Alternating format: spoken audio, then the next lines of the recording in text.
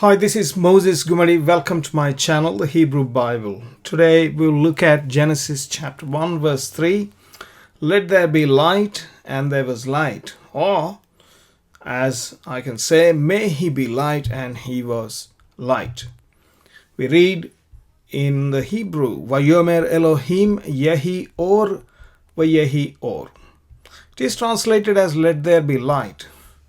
But you can actually say it literally, may he be light. Why? Because this word is a third masculine singular kal jussive of the verb haya. Haya means to be. I'm going to show you shortly.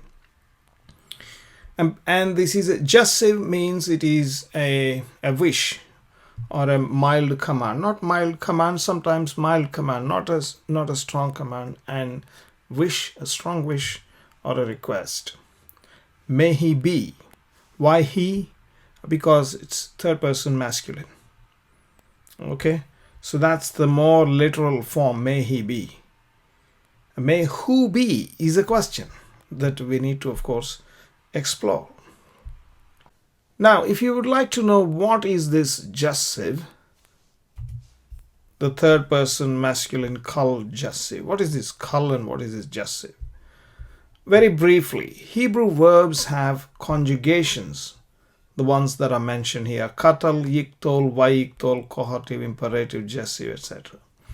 Katal is perfect, yiktol is imperfect, vayiktol is like katal but with a prefix. There's another form called vekatal I have not added. And jussive is basically a request, or you can say a wish or a mild command. And we have kal piel, hifil, hitpael, hofal, pual, nifal. These are all different stems, and I don't want to go into that. And you can identify which one of this side on the left and which one on the top, and you have a combination, and out of which you have to identify whether it's a first person, second person, third person, whether it is masculine, feminine, or singular, plural. That's what we've done here. Third person masculine kal jussive. That's what it is. YEHI. May he be. Okay. Now, in one of the previous lessons, we've dealt with the meaning of the name of the Lord. It comes from the word haya. And haya in the first person, kal yiktol.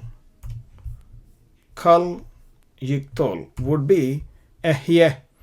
And we know ehyeh, asher ehyeh. If it is in the third, this is first person. In the third person, it will be YEHI. Now, if this haya becomes hava, the meaning doesn't change, but it's just another older form, a primitive form of the same verb hava. It becomes ehve and YHWH. YHWH. Now, you can see yodhe, vowhe, the Lord's name, those letters in the Lord's name here. And that's the derivation. It means he is or he will be. Or, for example, if you change it to hifil yiktol instead of kal yiktol, hifil, the same word, then it becomes ahve and Yahweh. So Yahweh is what the scholars think is the meaning. He causes to be. That is, hifil is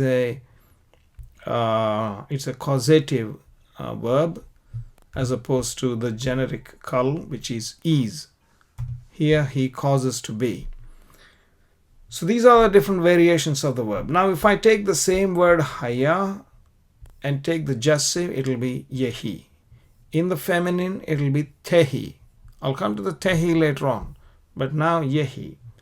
This is for haya. Now suppose if the haya becomes hava, what happens? I will look into that. Now the problem is that this YEHI basically means may he be. So Vayomer Elohim YEHI or YEHI or. And God said, may he be light, and he was light. How can you interpret God is light? Of course God is light. So may he be light means he who was not visible, he came into visibility or manifestation. That's what we understand. The Lord is my light and my salvation. Adonai ori veyishi. This is salvation. Psalm 27. This word YEHI occurs 3 times in the book of Genesis chapter 1. Let there be light, let there be firmament, let there be lights or luminaries. We read in verse 3, verse 6 and verse 14. But actually in all these 3 cases, you can say, may he be light, may he be firmament. Well, if I say may he be light, you might accept, because obviously the scripture says he is light. But how can we think of him being the firmament or the luminaries? You see, in Exodus chapter 3 verse 14, which I have dealt with in one of my previous videos regarding the name of the Lord said to Moses, Ehyeh asher ehyeh, meaning I am that I am. Also, it means I will be that I will be, or I will be what I will be. You can switch I am and I will be as I am what I will be, or I will be what I am. So there is not only being, but there is also becoming. Nothing that is there, nothing that exists on its own. It is rooted in the existence of He who is. The Lord's name YHWH, it means He is. And so he is the root of all existence. And so may He be firmament, may He be luminaries. Now what is this emphasizing? It is emphasizing the imminence, all-pervading imminence, IMMANENCE, imminence of YHWH, of the Lord, of Yehovah. He is the everlasting light, or olam. In Isaiah 60:20 we read, He is the or olam. The Lord shall be thine everlasting light. Ki Adonai yihyeh lach le'or olam. Okay. Now another verse to prove the imminence of the Lord, meaning He is present within the nature. This is the point that He made to Moses. What was happening was that the burning bush was glowing like a bulb filament. You see the bulb filament, before you switch on the power, it looks normal. It's just a small piece of metal. But then you put on the light, the electricity passes through that, and out of that shines forth the glory, as it were, or the light. That is what was happening. So what was concealed and hidden is now glowing out of the bush.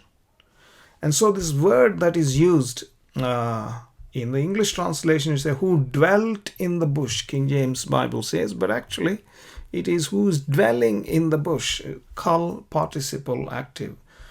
Shochni senne. So dwelling in the bush, he's dwelling, he dwells. That's the meaning. Not only so, in Jeremiah 23:24 he says, do not I fill the heaven and the earth? Can anyone hide himself in secret places that I shall not see him, saith the Lord? Im yisater yish bamistarim ve ani lo erenu neum Adonai. Halo eth hashamayim ve eth haaretz ani male neum Adonai. He fills male. He fills the whole earth and the heavens. The shamayim and the aretz, He fills male. So He's all over, immanent, present in every atom and every quark in the universe. So let's come back to the jussive that we talked about. Haya is the verb that is to be. And therefore, if you turn this into the jussive form, YEHI, right? YEHI is may he be, and tehi is may she be. That is the third person feminine singular. Now instead of haya, if I turn this to hava, you can say YEHI becomes YHVH. What? How do you do that? It could be yeho, because or yehu. You could put this dot because you have to have this. This is called hirik yod, e sound. If you turn this yod into vav, then you have to use the vav as a vowel. So put that column on the top, or put the here dot on here on the side as a shuruk. Could be yehu or yeho. So here then tehu or teho, or perhaps another alternative could be yahu or tahu, or I said tohu.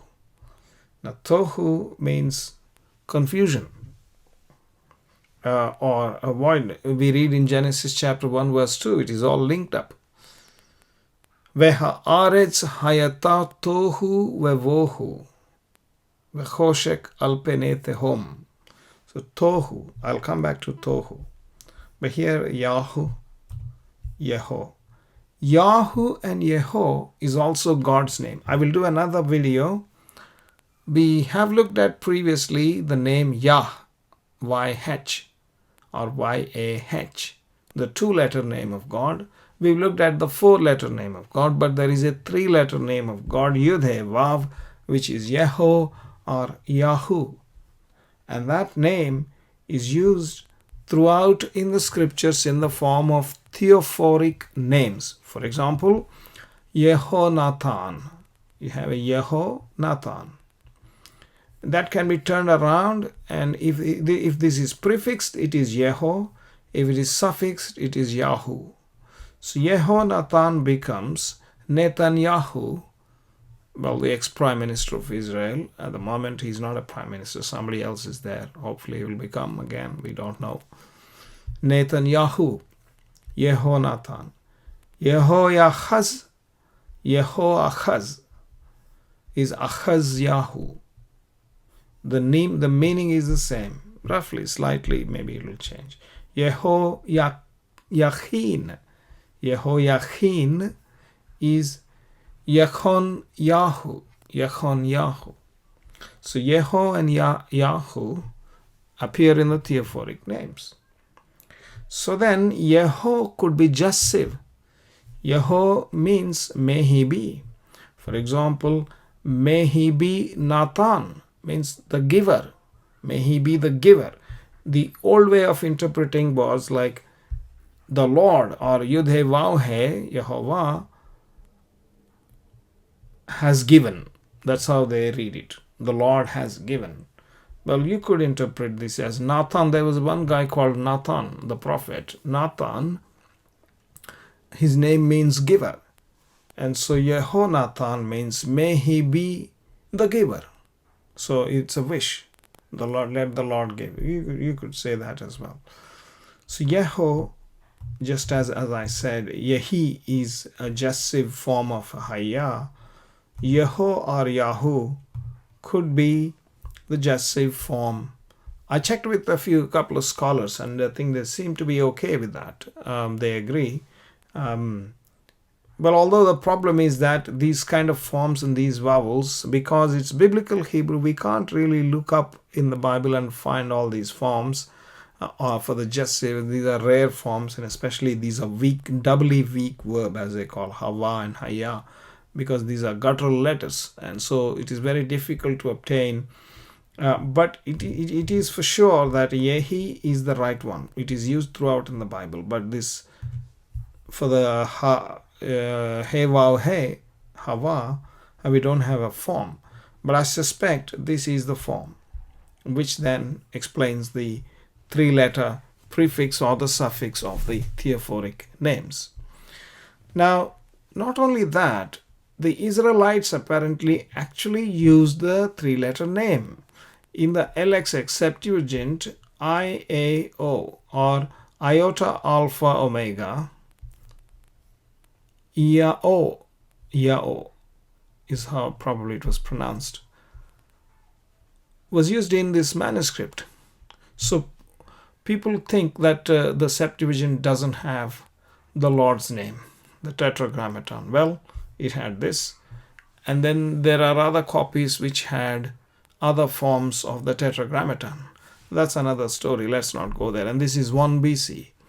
So the major copies we have today are from the Codex Sinaiticus and Vaticanus. None of them have, and the New Testament doesn't have the Tetragrammaton or the four-letter name of God.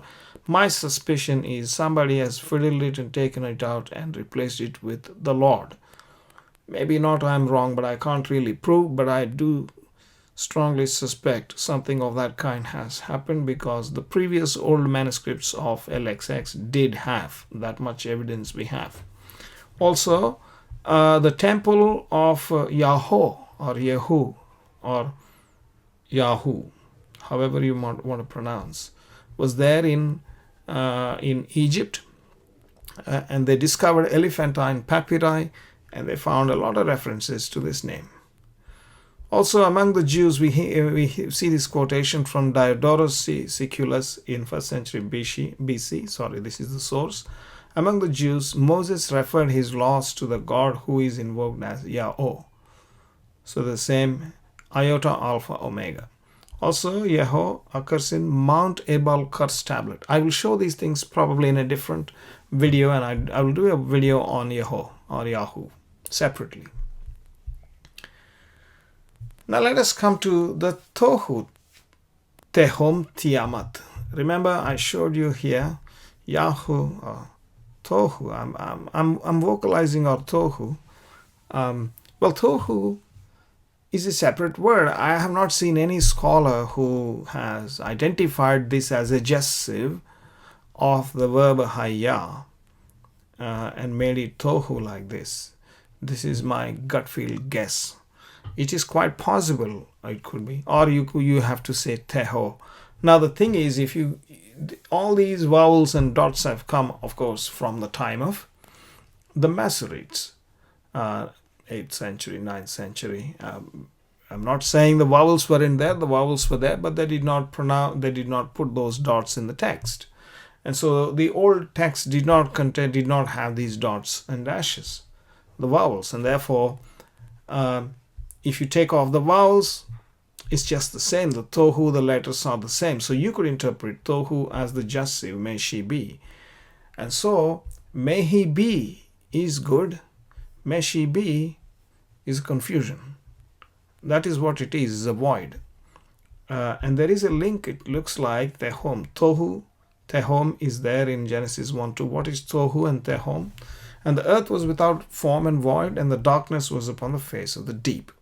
These two here, ve'ha'aretz hayata tohu. Tohu is the without form. Ve'vohu, tohu ve'vohu. Vohu is void. Ve'ha'aretz hayata tohu ve'vohu. Ve'choshech alpene tehom. Tehom is the deep or abyss. Tehom. Now the Babylonian creation myth has some character known as a Tiamat, who is a watery abyss, or you can say a chaotic abyss or a chaotic entity, which was killed and out of which Marduk makes the heaven and the earth. He splits open. So obviously what is being recorded here in Genesis is whoever Moses, the author, and whoever the previous persons were there. They're trying to, they're trying to take an apologetic, or you can say they're basically taking a dig at Babylonian mythology and say, no, that's not how it is. So, Tehom, there was no big war. It's all done by the words. And the Lord said, let there be light. And there was light. And upon the deep, the Spirit of God moved upon the face of the waters. And God said, may he be light. And it was light. He separated the light. He separated the waters into waters above, below, etc. All within his control. There is no big struggle or conflict. Okay. Now, So there are some who think that this Tiamat, who is the abyss or the chaos in Babylonian creation narrative, is the same as this Tehom. You could actually derive the Tehom, and Tohu. As you can see, there have similarities. If you put a suffix, a plural suffix, you can get mem in the end. It's not that difficult. So maybe something is there. We will come back to this perhaps in another video. Okay, so that's what I wanted to show you. Thank you very much for listening, and please do like and subscribe and comment if you like to, and I will see you in the next video. Thank you very much.